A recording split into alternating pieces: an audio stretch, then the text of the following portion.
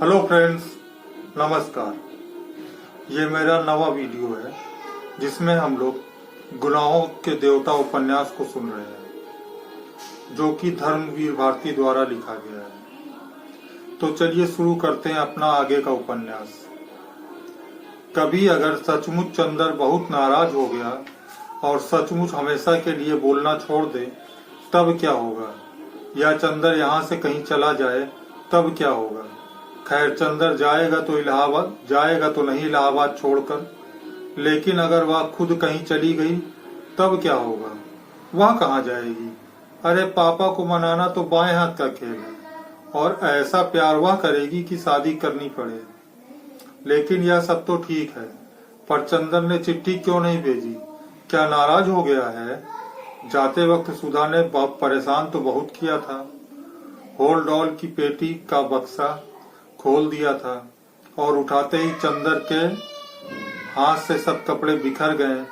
चंदर कुछ बोला नहीं, लेकिन जाते समय उसने सुधा को डांटा भी नहीं और ना ही समझाया कि घर का ख्याल रखना, अकेले घूमना मत, महाराजिन से लड़ना मत, पढ़ती रहना।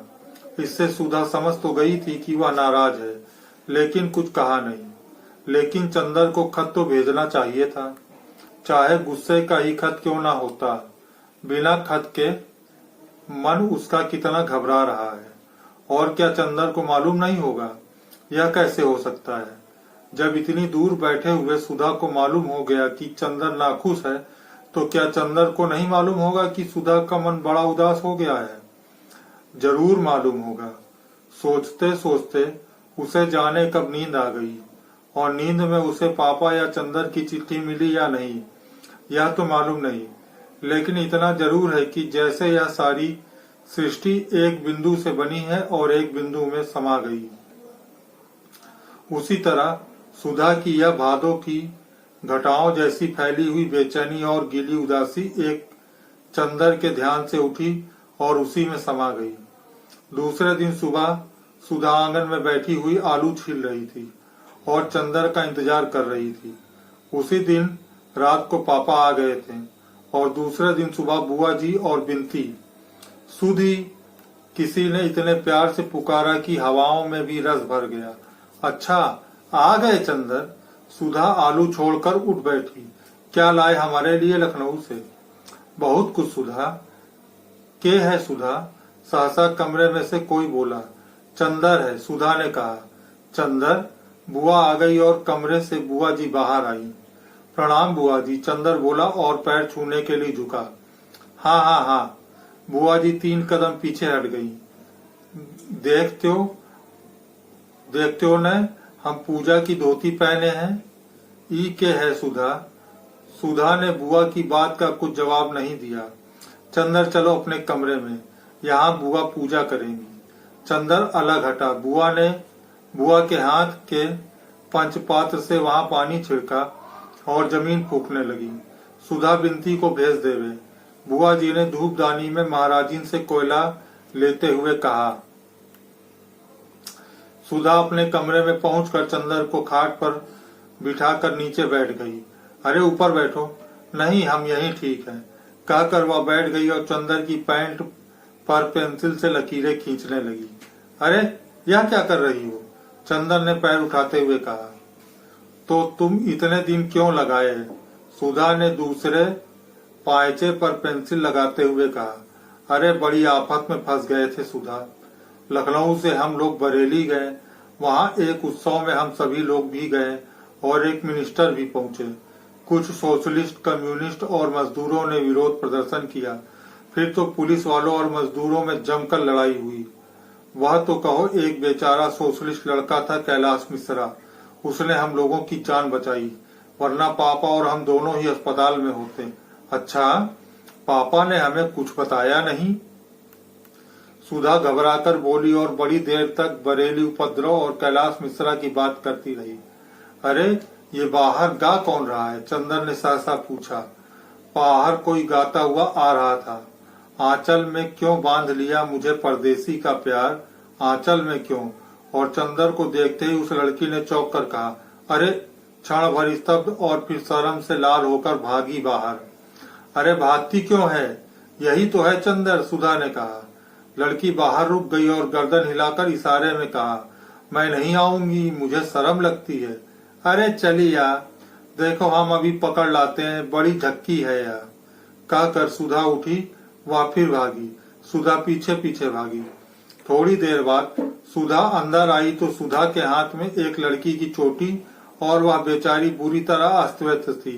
दांत से अपने आंचल का छोर दबाए हुए भी बाल की 3-4 लटें मुंह पर झुक रही थी और लाज के मारे सिमटी ही जा रही थी और आंखें थी कि मुस्कुराए या रोए यह तय नहीं कर पा रही थी। देखो चंदर देखो, सुधा हाँप रही थी। यह है बिनती, मोटकी कहीं की, इतनी मोटी है कि दम निकल गया हमारा। सुधा बुरी तरह हाँप रही थी। चंदर ने देखा बेचारी की बुरी हालत थी। मोटी तो बहुत नहीं थी, पर हाँ गांव की तंदुरुस्ती थी। लाल चेहरा जिसे शर्म ने तो दूना बना दिया था। एक हाथ से अपनी चोटी पकड़े थी, दूसरे से अपने कपड़े ठीक कर रही थी और दांत में आंचल पकड़े। छोड़ दो उसे, या क्या है सुधा, बड़ी जंगली हो तुम, चंदर ने डांट कर कहा। उंगली में हूँ या जंगली मैं हूँ या यह? चोटी छोड़कर सुधा बोली। यह देखो दांत काट लिया है इसने। सचमुच सुधा के कंधे पर दांत के निशान बने हुए थे। चंदर इस संभावना पर बेतहाशा हंसने लगा कि इतनी बड़ी लड़की दांत काट सकती है।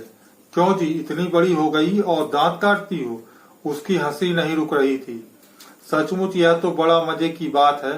बिनती है इसका नाम। क्या रे, महुआ बिनती थी क्या वहाँ जो बुआ जी ने बिनती नाम रखा? वह पल्ला ठीक से ओढ़ चुकी थी। बोली नमस्ते। चंदर और सुधा दोनों हंस पड़े। अब इतनी देर बाद याद आई। चंदर और भी हंसने लगा। बिनती, ए बिनती, बुआ की आवाज आई। बिनती ने सुधा की ओर देखा और चली गई। और कहो सुधी, चंदर बोला, क्या हाल चाल है यहाँ? फिर भी एक चिट्ठी भी तो नहीं लिखी तुमने? सुधा बड़ी शिकायत के स्वर में बोली। हमें रोज रुलाई आती थी और तुम्हारी वो आई थी। हमारी वो? चंदर ने हंसकर पूछा।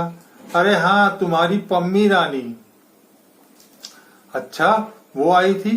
क्या बात हुई? कुछ नहीं, तुम्हारी तस्वीर देख देख कर रो रही थी। सुधा ने उंगलियां नचाते हुए कहा। मेरी तस्वीर देखकर? अच्छा, और थी कहाँ मेरी तस्वीर? अब तुम तो बहस करने लगे। हम कोई वकील हैं, तुम कोई नई बात बताओ, सुधा बोली। हम तो बहुत बहुत बात बताएंगे, पूरी कहानी। इतने में बिनती आई। उसके हाथ में एक तस्तरी थी और एक गिलास।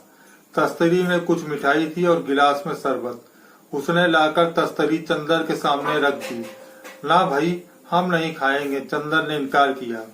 बिनती ने सुधा की ओर देखा। खा लो, लगे नखरा करने।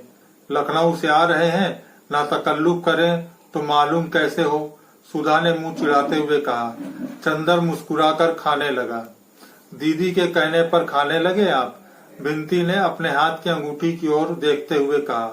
चंदर हंस दिया, कुछ बोला नहीं। बिनती चली गई। बड़ी अच्छी मासूम मालूम पड़ती है यह, चंदर बोला। बहुत प्यारी है, पर पढ़ने में हमारी तरह नहीं है, बहुत तेज है। अच्छा, तुम्हारी पढ़ाई कैसी चल रही है? मास्टर साहब बहुत अच्छा पढ़ाते हैं। और चंदर, अब हम खूब बात करते हैं उनसे दुनिया भर की, और वे बस हमेशा सिर नीचे किए रहते हैं। एक दिन पढ़ाते वक्त हम गरीब पास में रख कर खाते गए, उन्हें मालूम ही नहीं हुआ। उनसे एक दिन कविता सुनवा दो, सुधा बोली। चंदन ने कुछ जवाब नहीं दिया और डॉक्टर साहब के कमरे में जाकर किताबें उलटने लगा। इतने में बुआ जी का तेज स्वर आया। हमें मालूम होता है कि ई मुई झोंसी हमके ऐसी नाच नचई है, तय हम पैदा होत गला घोट दे। हरे राम, अक्काश सिर पर उठाए है, कई घंटे से नरियात गटई फट गई। ई बोलते नाही, जैसे सांप सूंघ गवा होए। प्रोफेसर शुक्ला के घर में वह नया सांस्कृतिक तत्व था। कितनी शालीनता और शिष्टता से वह रहते थे। कभी इस तरह की भाषा भी उनके घर में सुनने को मिलेगी